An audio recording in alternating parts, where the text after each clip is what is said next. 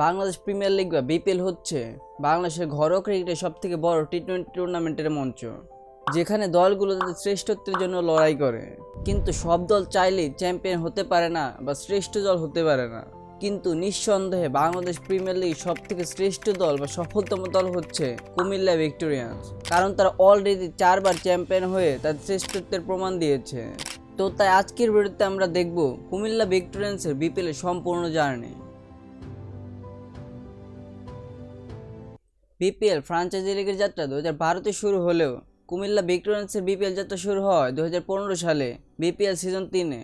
যে আসরে কুমিল্লা ভিক্টোরিয়ান্সের ক্যাপ্টেন্সির দায়িত্ব সামলান বাংলাদেশের সর্বকালের সেরা ক্যাপ্টেন মাশরাফি বিন মুর্তজা, এবং সেই আসরে কুমিল্লা ভিক্টোরিয়ান্স 10 ম্যাচের ভেতর 7 ম্যাচে জিতে 14 পয়েন্টস নিয়ে টেবিলে প্রথম দল হিসেবে কোয়ালিফায়ার রাউন্ডে পৌঁছায়।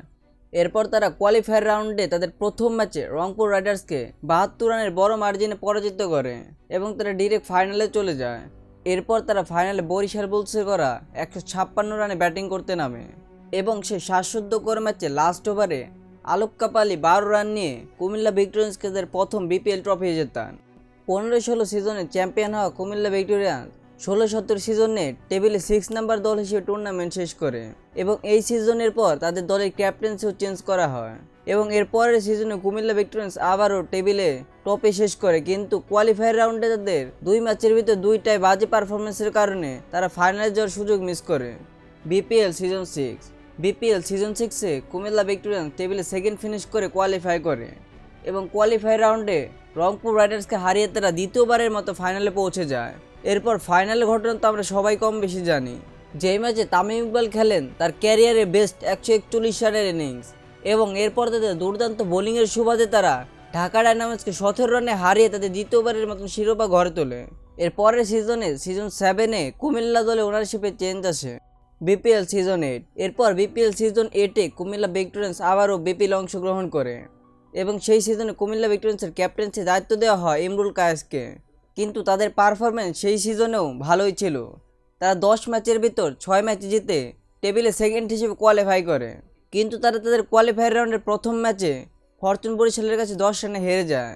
কিন্তু টেবিলে সেকেন্ড ফিনিশ করায় তারা দ্বিতীয় সুযোগে চট্টগ্রাম চ্যালেঞ্জার্সকে খুব সহজে 7 উইকেটে হারিয়ে ফাইনালে পৌঁছে যায় এবং সেই ম্যাচে সুনীল নারায়ণ কুমিল্লা ভিক্টোরিয়ান্সের হয়ে 13 বলে বিপিএলের ফার্স্ট 50 করে এবং এর সুবাদে তারা ফাইনালে পৌঁছে যায়, যেখানে তাদের সামনে বড় বাধা ছিল ফরচুন বরিশাল। তো তারা আগে ব্যাটিং করে 9 উইকেট হারিয়ে 151 রান তারা করতে পারে, যেখানে আবার সেই সুনীল নারায়ণ 23 বলে 57 রানের ইনিংস খেলে।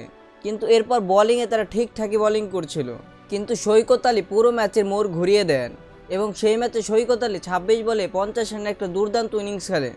কিন্তু সৈকত আলী 58 রানে প্যাভিলিয়নে ফেরত গেলে কুমিল্লা ভিক্টোরিয়ান্স ম্যাচে আবারও ফেরে, যেখানে ফরচুন বরিশালের বল প্রতি রান দরকার ছিল সেখানে তারা দুর্দান্ত বোলিং ও ফিল্ডিংয়ের সুবাদে বল এবং রানের ব্যবধান বাড়িয়ে দেন এবং শেষ ওভারে ফরচুন বরিশালের দরকার ছিল মাত্র 10 রানের, কিন্তু শহীদুলের দুর্দান্ত বোলিংয়ের সুবাদে মাত্র 1 রানে জিতে কুমিল্লা ভিক্টোরিয়ান্স সেবার চ্যাম্পিয়ন হয়ে যায়। বিপিএল সিজন 9-এ কুমিল্লা ভিক্টোরিয়ান্স আবারও টেবিলে সেকেন্ড ফিনিশ করে, যেখানে তারা 12 ম্যাচের ভেতর 9 ম্যাচ জিতে কোয়ালিফাই করে। এরপর তারা কোয়ালিফায়ার রাউন্ডে সিলেট সিক্সার্সকে হারিয়ে ফাইনালে চলে যায় এবং তাদের ফাইনালে আবারও প্রতিপক্ষ সেই সিলেট সিক্সারই।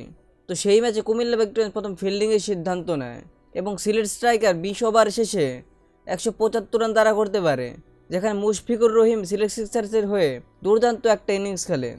এরপর ব্যাটিংয়ে কুমিল্লা ভিক্টোরিয়ান্স ভালোই শুরু করেন। তাদের ওপেনার লিটন কুমার দাস 55 রানের একটি দারুণ ইনিংস খেলেন এবং এর পাশাপাশি জনসন চার্লসের 52 বলে 79 রানের অপরাজিত ইনিংসের সুবাদে তারা তাদের চতুর্থবারের মতো শিরোপা ঘরে তোলে। বিপিএল সিজন 10-এ আবার কুমিল্লা ভিক্টোরিয়ান্স ফাইনাল চলে যায়, কিন্তু ফরচুন বরিশালের কাছে 6 উইকেটে হেরে তারা তাদের পঞ্চমবারের মতন চ্যাম্পিয়ন হওয়ার সুযোগ মিস করে। তো এই ছিল এখন পর্যন্ত কুমিল্লা ভিক্টোরিয়ান্সের বিপিএলের জার্নি।